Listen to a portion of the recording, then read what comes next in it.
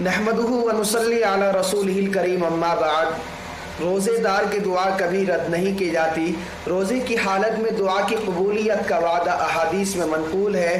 سیدنا حضرت ابو ہریرہ رضی اللہ عنہ سے مروی ہے کہ روزے دار کی دعا کبھی رد نہیں کی جاتی۔ 3 شخصوں کی دعائیں کبھی رد نہیں کی جاتی۔ نمبر 1 روزے دار کی افطار کے وقت کی دعا، نمبر 2 عادل بادشاہ کی دعا، نمبر 3 مظلوم کی دعا۔ اس لیے روزے کی حالت میں یکسوئی کے ساتھ دعاؤں کا اہتمام بھی رہنا چاہیے۔ خاص طور پر افطار کے قریبی وقت کی دعا کی قبولیت کی امید زیادہ رہتی ہے۔